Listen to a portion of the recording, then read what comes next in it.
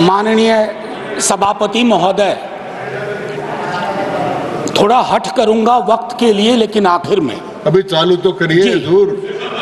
Sir, माननीय सभापति महोदय, अच्छा है हम सब संविधान पे बात कर रहे हैं। उस सदन में भी हुई, इस सदन में भी तमाम साथियों ने संविधान पे बात की। अपना अपना दायरा है, अपनी अपनी सोच है, अपनी अपनी प्राथमिकताएं हैं, लेकिन महत्वपूर्ण ये है कि हमने संविधान पे बात की। कई ओहदेदार लोग दूसरे स्तंभ के, वो तो ईश्वर से बात करने लगे हैं। भगवान को कितना काम है, किसी की नौकरी लगवानी है, किसी की शादी करवानी है, किसी को चुनाव जितवाना है, तो किसकी पर्ची निकलेगी, किसकी अर्जी लगेगी। तो अच्छा है कि हम संविधान के दायरे में बात कर रहे हैं। माननीय सभापति महोदय, नेहरू जी पर बहुत चर्चा होती है जब से इस संसद में आया हूं, और मैं इस नई सरकार के बाद ही सदन में आया हूं।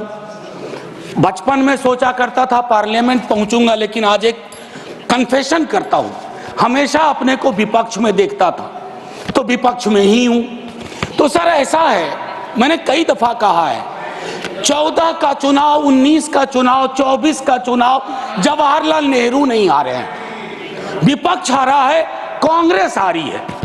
100 साल आप चुनाव जीतेंगे, लेकिन नेहरू को फिर भी वहां खड़ा पाएंगे, क्योंकि अथॉरिटेरियनिज्म के खिलाफ, पार्लियामेंट्री डेमोक्रेसी के प्रतीक हैं नेहरू। वो ढाल हैं, वो रक्षा कवच हैं। और मैं आपको बताऊं, हमारे नड्डा साहब ने जेपी का उद्धृत किया, और मुझे अच्छा लगा कि जयप्रकाश जी ने जब इंदिरा जी को, वो इंदू लिखा करते थे, जब चिट्ठियां लिखी ना इमरजेंसी के दौरान, तो नेहरू को इन्वोक किया।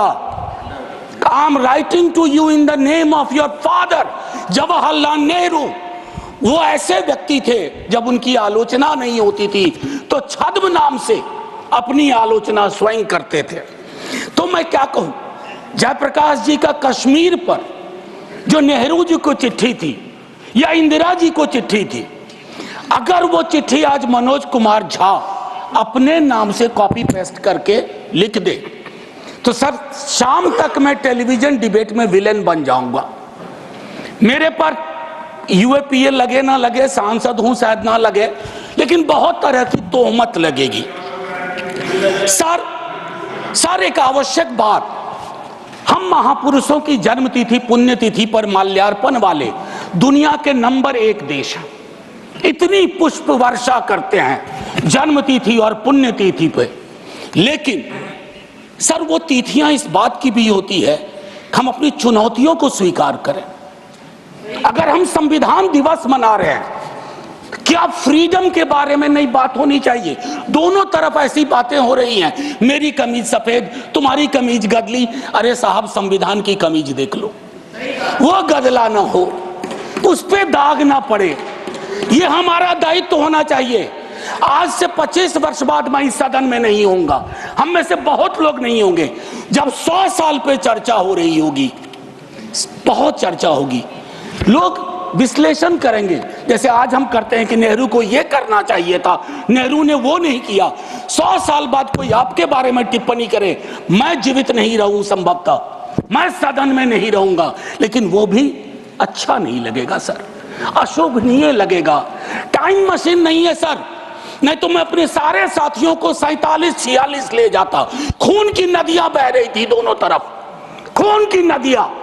मंदिर में गाय काट के फेंकी जा रही थी, मस्जिद में सुअर फेंके जा रहे थे। उस दौर में एक ऐसे देश के निर्माण का संकल्प, गलतियां हुई होंगी। आप विलेन क्यों बनाते हो भाई? विलेन मत बनाओ, आपसे भी गलतियां होती हैं, हमसे हुई हैं।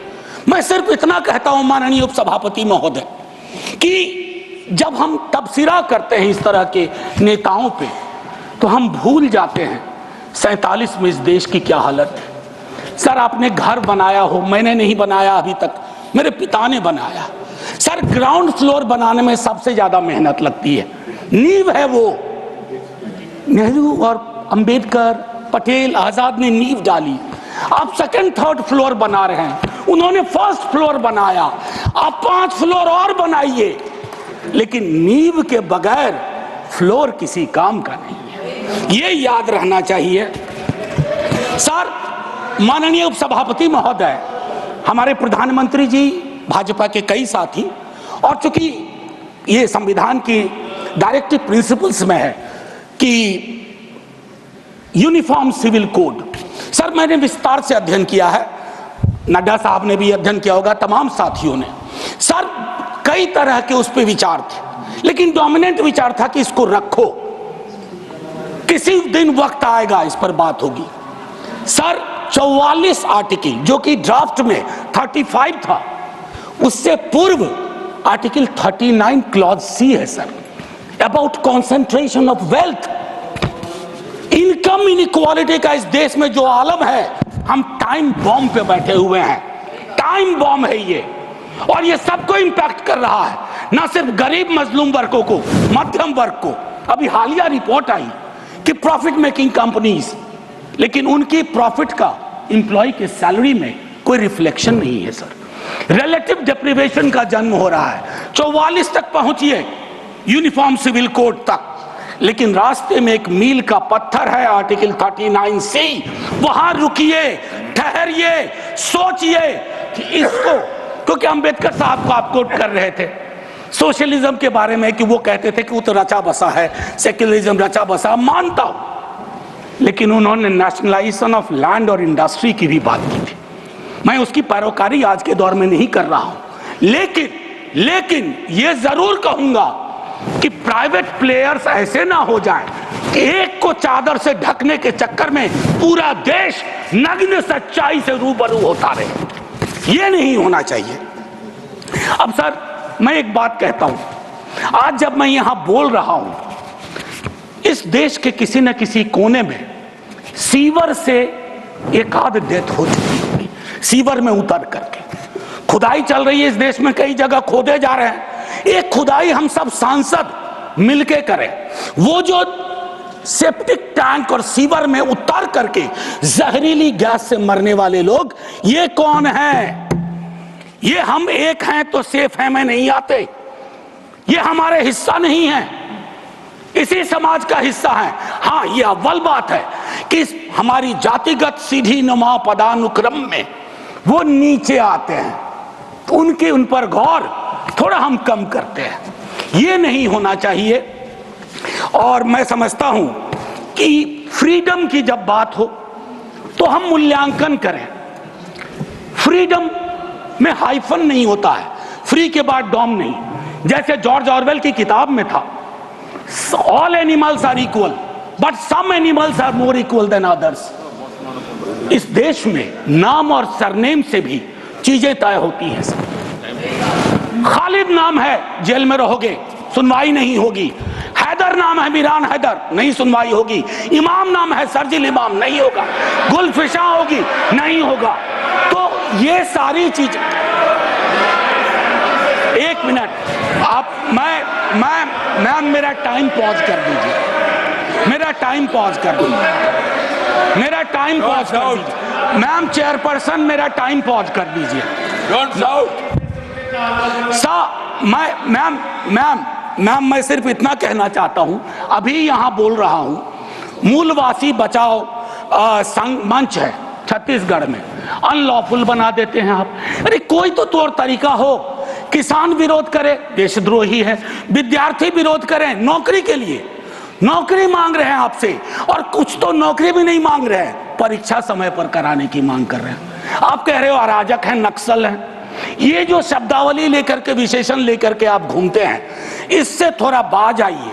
मैं कह रहा हूं ये टेम्पटेशन होता है जब बहुत बड़ी सत्ता होती है, 15वें वर्ष में, 11वें वर्ष में प्रवेश करते हैं, लेकिन उस टेम्पटेशन को रोकना मैच्योरिटी है, परिपक्वता, परिपक्व लीडरशिप की बात होती है।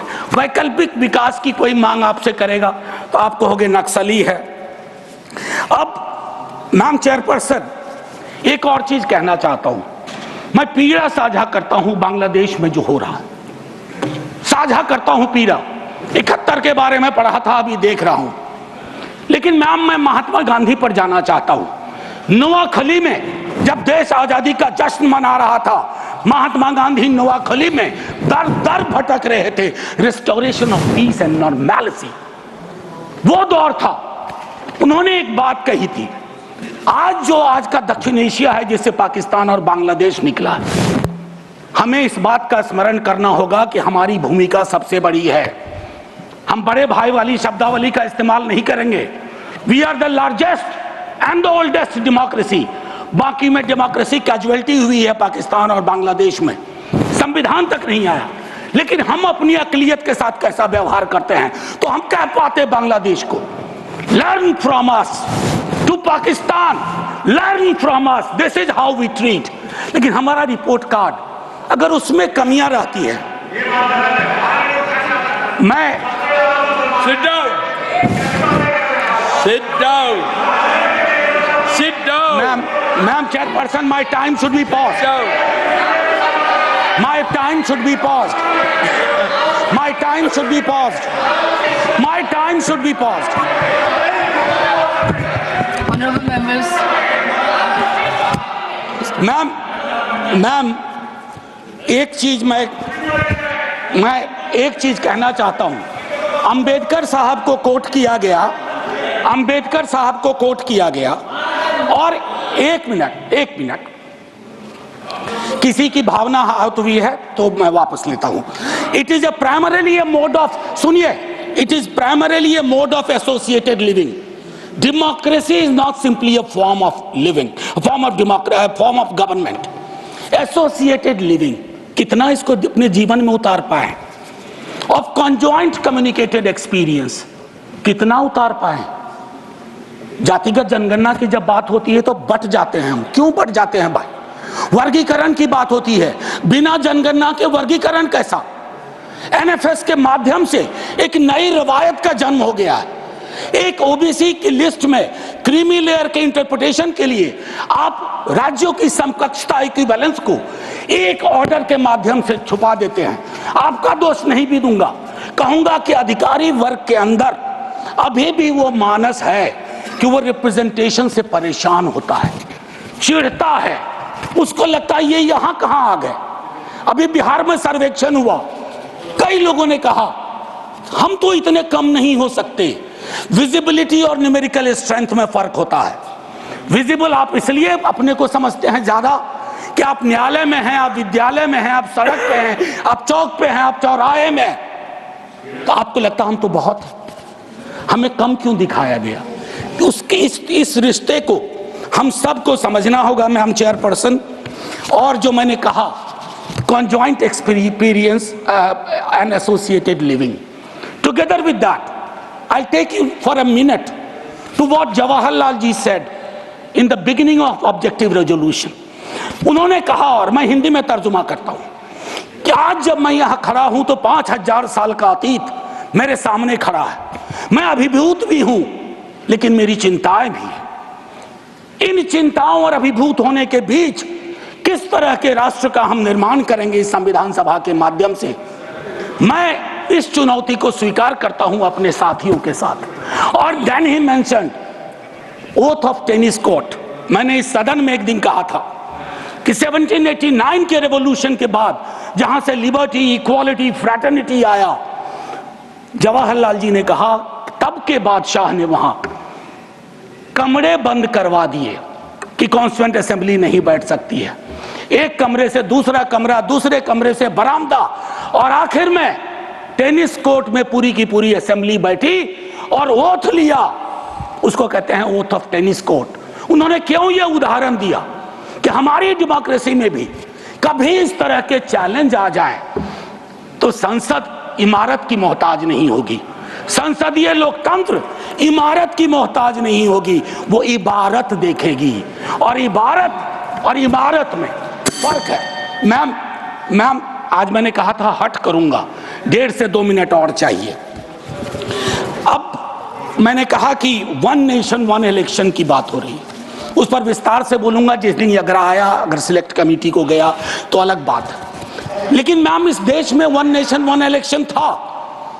नड्डा साहब ने कहा मैं मानता हूं कई दफा क्या होता है जब आप कोट करते हैं, हमारी यूनिवर्सिटी में कहते हैं कि सेमी कोलोन के बाद किसी को कोट मत करो, उसको हम लोग कहते हैं पुअर साइटेशन, कि किसी को कोट किया। जैसे आपको उदाहरण के लिए मैम 30 सेकंड में कि मार्क्स ने कहा religion is the opium for masses, ऐसा कभी नहीं कहा मार्क्स ने, वो सेमी कोलन के बाद का एक सेंटेंस था।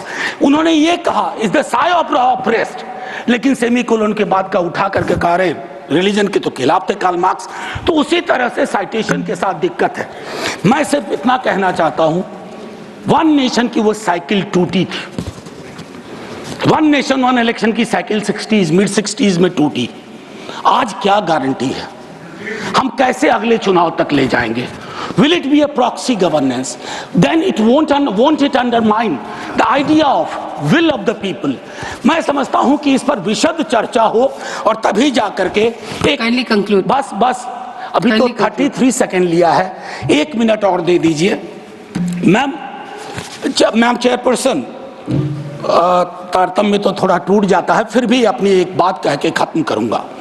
बाबा साहब भीमराव अंबेडकर के बचपने का एक छोटा किस्सा। क्लासरूम में बैठे हुए थे सबसे पीछे, शिक्षक ने कहा चूंकि मैथमेटिक्स में बहुत अच्छे थे, आओ इसको हल करो। ज्यों ही वो बोर्ड की तरफ बढ़े, जितने कास्ट हिंदू अपर कास्ट के लोग थे वो दौड़ के बोर्ड के पास गए, क्योंकि बोर्ड के पीछे उनका टिफिन बॉक्स था। उनको लगा ये पोल्यूट हो जाएगा। मैम आज वो मान्यताएं नहीं हैं, लेकिन पोल्यूशन प्यूरिटी की नई मान्यताएं आ गई हैं, एक्सक्लूजन की नई मान्यताएं आ गई हैं। और आखिरी में ऑस्विज एक जगह थी पोलैंड में, जहां जिसको सिर्फ गैस चैम्बर से मत समझिए, ऑस्विज के बनने में सालों की नफरत और घृणा थी, जिसका अंजाम ना सिर्फ जर्मनी में भुगता गया, पूरी दुनिया ने।